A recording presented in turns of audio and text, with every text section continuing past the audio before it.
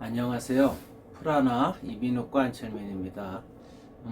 오늘은요, 비음에 대해서 말씀을 좀 드려볼게요.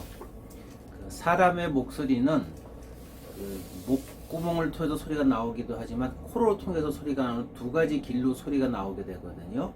그래서 보통 그 사람이 콧소리가 많이 난다 그러는 거는 이 두 가지 길 중에서 코로 나오는 양이 더 많거나 아주 적을 때, 그럴 때 이제 과다비음, 과소비음 그렇게 표현을 합니다. 예를 들어 가지고 연국의 파열, 국의 안쪽에 구개열이라 그러죠. 언챙이, 그렇게 이제 선천적인 질환이 있을 땐 소리가 목으로 다 안이 빠져나갈 수밖에 없어요. 공기가 이렇게 막아주질 못하기 때문에.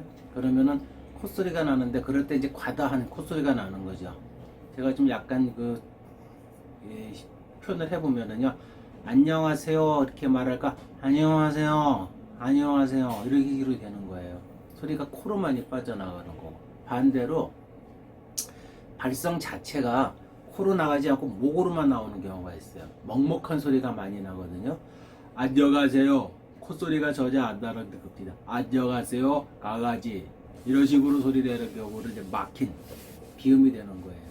그래서 이런 경우는 되게 어렸을 때 편도나 아데노이드 같은 게 커가지고 이제 소리를 낼 때 코로 숨을 잘 못 쉬게 되거든요. 목 안이 막혀서. 그럴 경우에 입으로 안녕하세요 이렇게 말하는 게 습관이 되다 보면은 편도하고 아데노이드가 없어졌는데도 그렇게 말을 하는 경우가 생깁니다. 어쨌든 이 비음이 나는 경우는 코로 가는 길이 정상적인 양보다 너무 많거나 적을 때 우리가 이제 비음이 난다고 얘기를 해요. 그래서 이제 노래를 하거나 말을 할 때 적절하게 비음이 날 때는 문제가 안 되는데, 필요 이상으로 비음이 많이 날 때 그 소리가 매력적으로 들릴 수도 있고 원치 않는 소리가 될 수도 있어요. 예를 들어 가지고 아까 말씀드린 이제 구기열 같은 게 있는 경우에 안녕하십니까 매일 그렇게 되면은 일단 상대방이 무슨 말인지 알아듣기가 어렵고 본인도 말하는 게 불편할 수밖에 없어요. 근데 만일에 그런 경우에 노래를 하신다 생각을 해가지고 성악을 한다.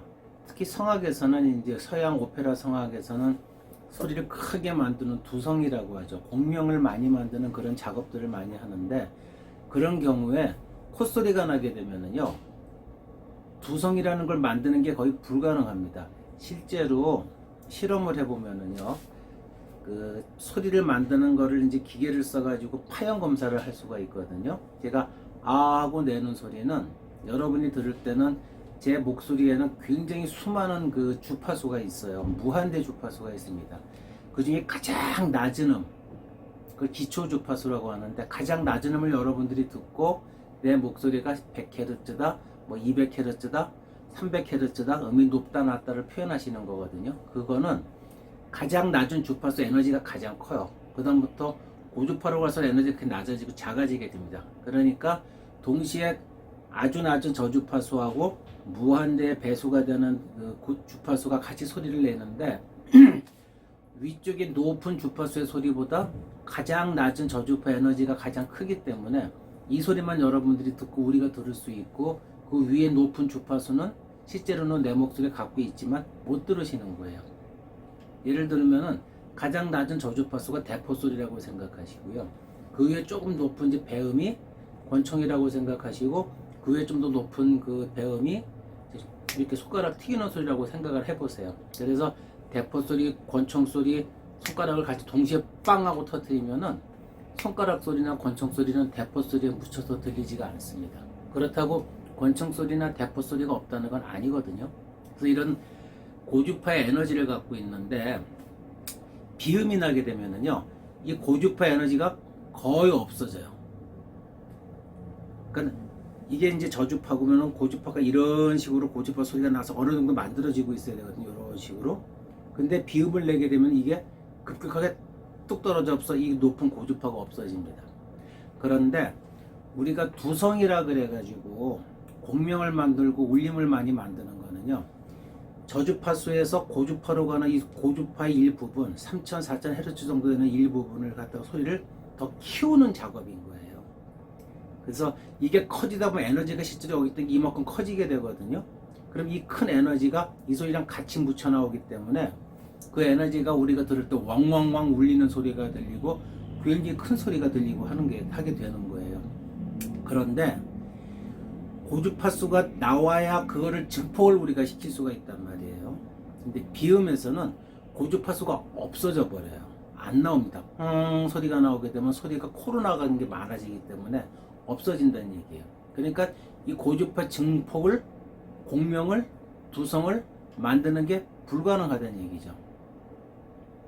그래서 서양 오페라 성악에서는 콧소리를 가급적 안 내게 하려고 자꾸 노력을 합니다. 왜냐면 콧소리를 내면 두성을 못 만들게 되거든요. 대중음악이나 실용음악에서도 콧소리 많이 내는 경우에는 소리 울림이 그렇게 크지는 않아요. 음색, 우리가 들을 때 소리가 묘하고 매력적이고 콧소리에 이제 허스키한 성대가 이제 거칠어진 소리가 같이 섞이게 되면은 바람 새는 소리가 나는데 울림이 묘한 소리는 납니다. 하지만 소리를 크게 울리는 두성 같은 건 불가능하다는 얘기예요. 그 얘기는 다르게 얘기하면은요, 소리가 코로 빠지지 않고 입안, 구강, 공간으로 많이 빠져야지 두성을 쉽게 만들 수가 있다는 얘기예요. 그래서 소리가 두성을 만든다는 얘기는 코로 빠지는 소리보다 입안 공간으로 소리를 더 많이 만들어내야 된다, 이렇게 생각을 하시면 돼요. 그래서 비음을 생각을 하시면은요, 비음이 많다, 이렇게 많이 나오는 경우는 두성을 만드는 게 불가능해요. 하지만 많이 나오면서 이런 소리가 같이 나게 되면 뭔가 묘한 소리가 들리게 되고 우리가 들어보지 않은 매력적인 소리가 될 수도 있고 약간 좀 이상하지만 하여튼 애매한, 하여튼 뭔가 다른 그런 소리가 느껴질 수가 있어요. 근데 콧소리를 안 내고 안녕하세요 이런 소리를 내게 되면은요, 울림을 더 강하게 많이 만들 수가 있다는 겁니다. 소리 통로를 아까 말씀드린 저주파에서 소리를 만든 다음에 고주파까지 가는 고주파의 어느 부분을 쉽게 확장을 시켜서 확장시키는 공간에 에너지를 증가시킬 수가 있는 거예요. 그 에너지가 증가되는 공간은요, 대개 입 앞에서 앞쪽을, 영국의 쪽 앞쪽, 이쪽에서 소리가 많이 증폭이 되는 걸로 되어 있어요.